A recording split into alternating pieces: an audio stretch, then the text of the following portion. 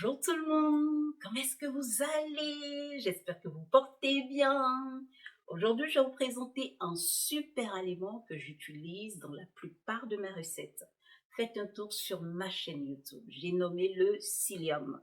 Dans cette vidéo, nous allons voir c'est quoi le psyllium, quels sont ses atouts thérapeutiques et comment l'utiliser.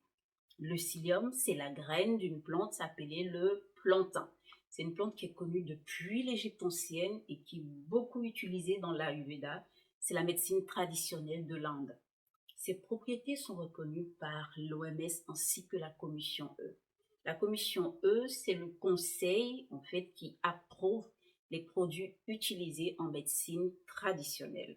On distingue deux variétés de psyllium, le blanc et le brun. La différence, c'est que le blanc, il contient environ 30% de mucilage contre environ 10% pour le brun, ce qui va faire que le blanc est beaucoup plus intéressant pour nous.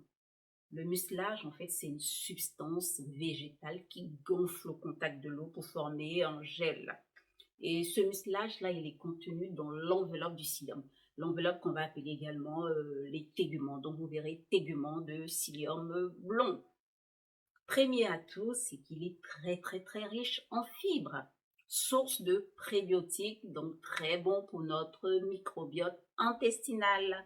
Du coup, les personnes qui n'ont pas assez d'apport en fibres au quotidien, vous pouvez rajouter le psyllium à votre alimentation.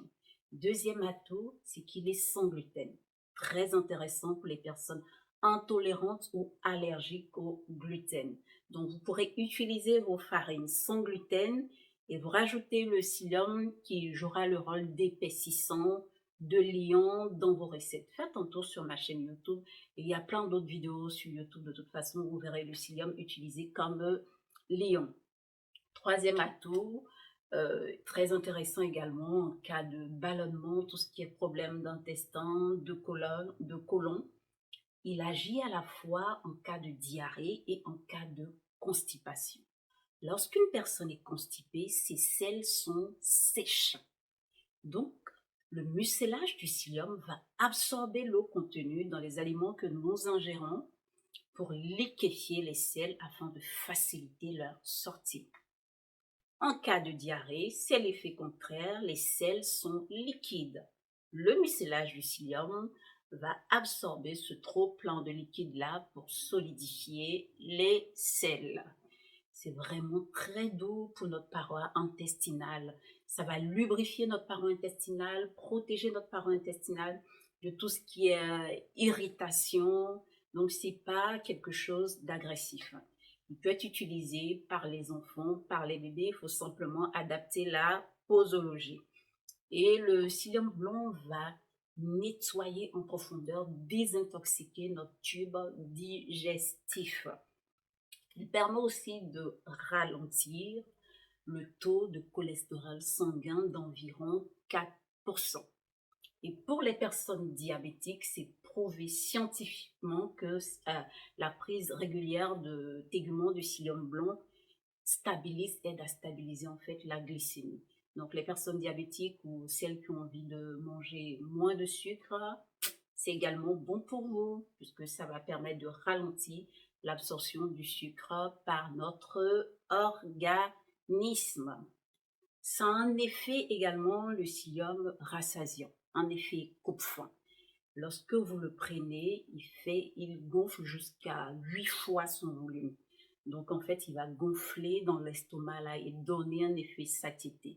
Vous le prenez 30 minutes, 1 heure de temps avant de manger, vous allez voir que vous n'aurez plus trop faim, vous allez beaucoup moins manger.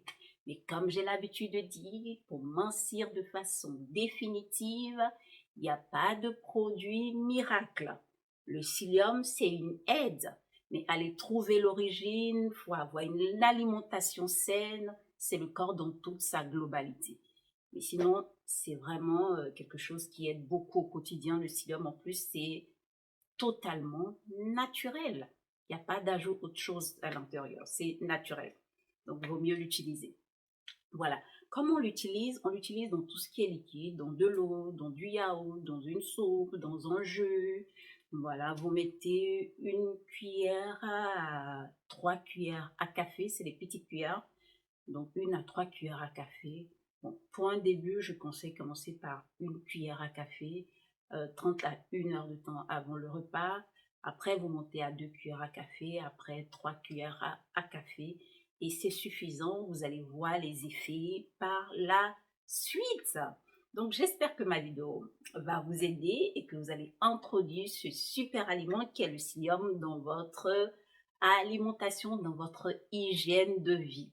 Les personnes résidant en Côte d'Ivoire, je vous mets en commentaire un lien pour vous en procurer de très bonne qualité et bio. Allez, je vous dis à bientôt pour ma prochaine vidéo. Ciao, ciao!